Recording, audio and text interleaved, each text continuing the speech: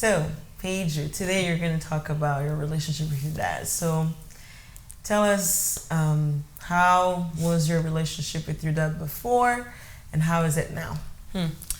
I think growing up, my mother always told me I was a daddy's girl as a child. And I just remember seeing all the recordings when I was younger. He would always record videos of me singing, dancing, just being a young child.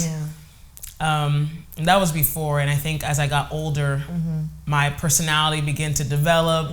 I had influence with everybody around me. I wanted to explore more, and that's when the dynamics of our relationship changed a lot more.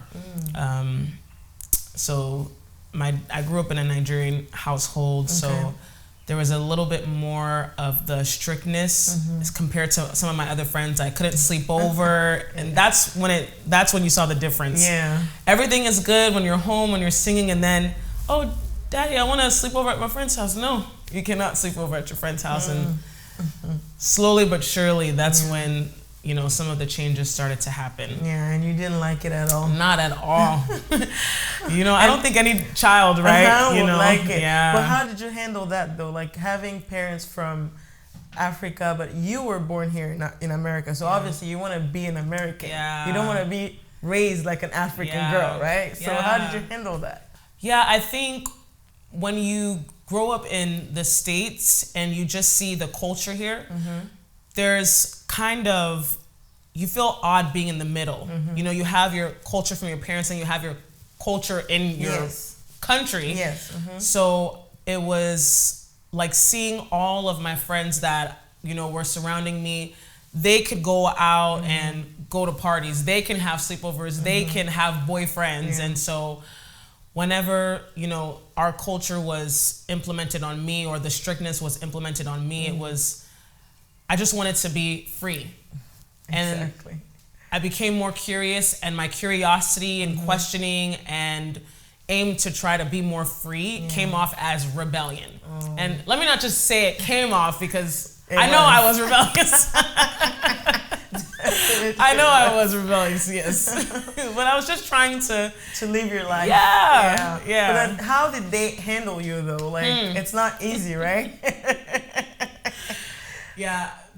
They raised me as if we were in Nigeria. Exactly. So some of my punishments, I remember I had to do 90, where that's where you take one finger, one leg, and you have to put it on the floor with balance. So imagine your leg is just sore, or some of the punishments where you have to face the wall, and put your hands up, hands up, leg up. Oh my God. I would get my phone taken away, and then it was that or punishments in our faith. So for me to kind of get past the punishment, I would have to memorize a chapter of a psalm or something. That's a good thing though. I mean, now it's good, but then I hated it.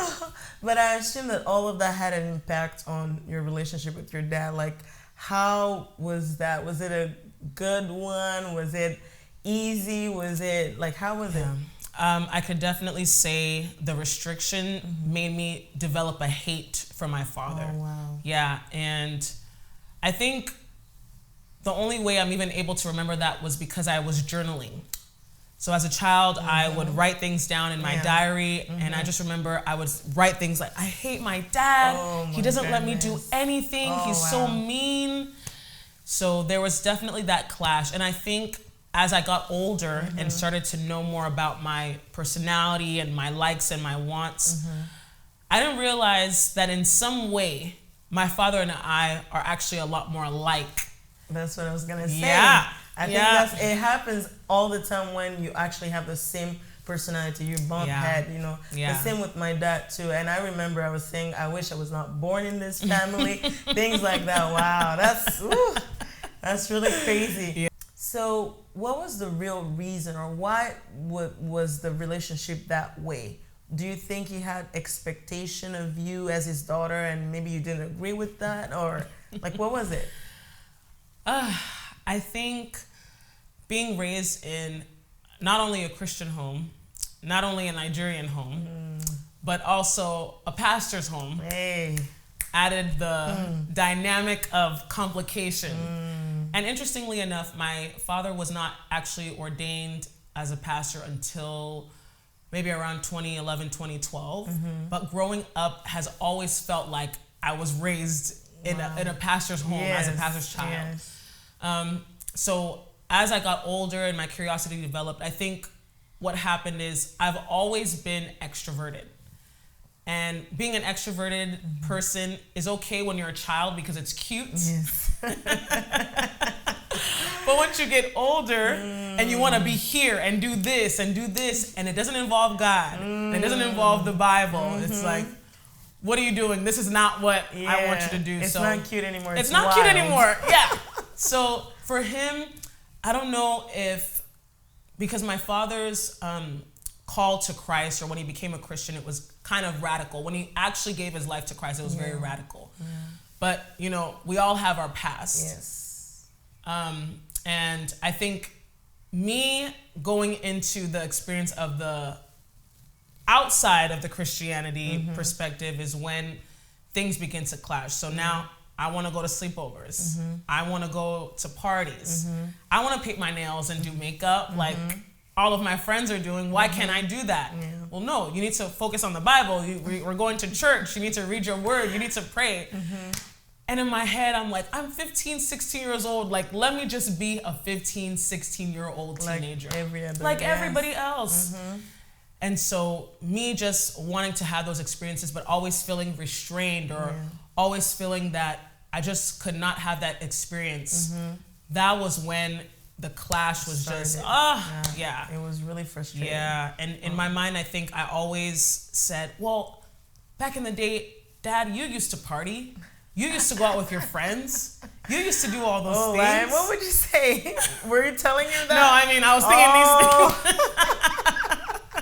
I thought you were that bold. No way. But you know what? You're right, though.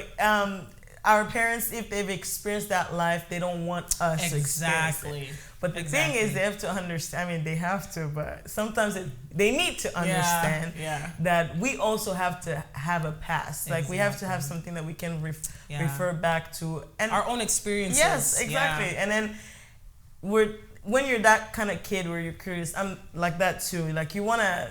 You know, when you go to the fire, they say, "Oh, it's fire," but it's gonna burn. Exactly. We try exactly. And see how it feels, but that's crazy. But anyway, but things are better now, right? Yes, definitely.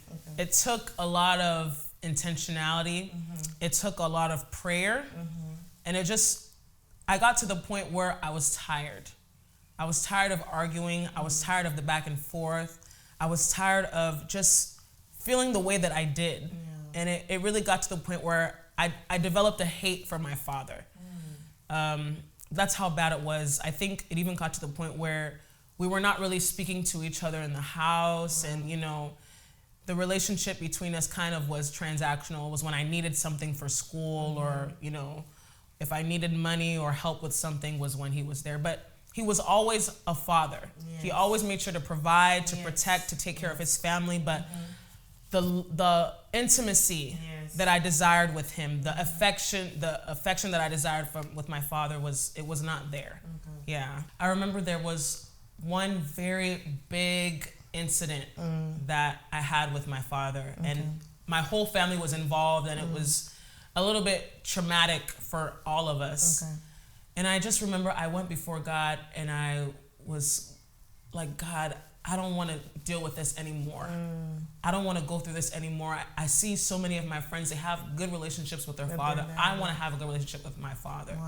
And it wasn't until I made that prayer and developed my relationship with God, my true father, that I understood the need and importance for being intentional with my earthly father. And when I understood that, I just decided that I was going to be intentional about the relationship that I had with my dad, no matter how hard it was, no matter how long it took. So I just remember I told myself, okay, you know what? I'm going to say hi to my dad. I'm going to say hi to my dad. Even because that wasn't how it was before. Yes. Our relationship was kind of transactional. Like only if I needed something I would go, or only if he had to say something to me was when we would speak. Yeah. So he had a friend who would always encourage me and my dad to kiss each other or to hug each other. And I just said, yeah, you know what? I'm going to be intentional. I'm going to go to my father. I'm going to tell him hello. I'm going to kiss him. I'm going to hug him, even if he doesn't want it. And it's actually hard for African parents. Let's just put it that way, because you never hear I love you. You never just out of nowhere for them to come and kiss you and hug you. Yeah. So you had to force it a little bit at first. And then it became natural eventually. Yes, definitely. Wow. Yeah. That's good. And so every time I would see my dad, hi, Dad, try to give him a hug. And then, just like you said, African dads are not really affectionate. So I was like, oh. It's like they're embarrassed or something. It's awkward. Yeah. It's so awkward. Yeah. That's crazy. So now it's become a little bit more natural. And then I think even the way he was raised also, you know, exactly. It's not natural for him, but now it's when we see each other, we know he knows at least I'm gonna hug you and I'm gonna kiss you. Yes, it's like you have showed him that that's how you want him to love you as his daughter, you know. Exactly. And you only give what you have received. So definitely our parents, they probably didn't have all of that growing up. That's why it's hard for them to give it to us. Wow. That's interesting. Yeah. So what would you say to somebody who maybe doesn't have a good relationship with their dad? You know, they're going through the same, especially when they have the same personality and they're always bump head. You know? What would you tell them? I would just encourage people to know God.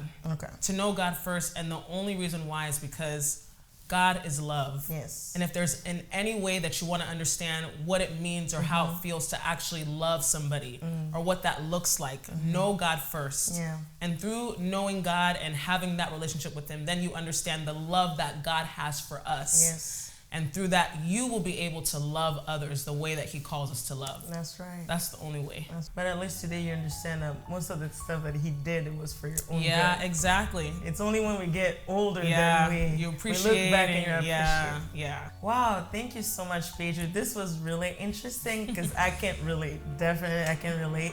So thank you for sharing this experience. You know, now we know that whatever situation you're going through, you always have to go back to God. And I believe, just like you said, you had to learn to love God first in order for you to love your father. So definitely God, his love, and then he teaches us how to love our family members and everybody else. So thank you so much. Hold up, we need your support. Please like, comment, and subscribe. And why not sharing? We're counting on you.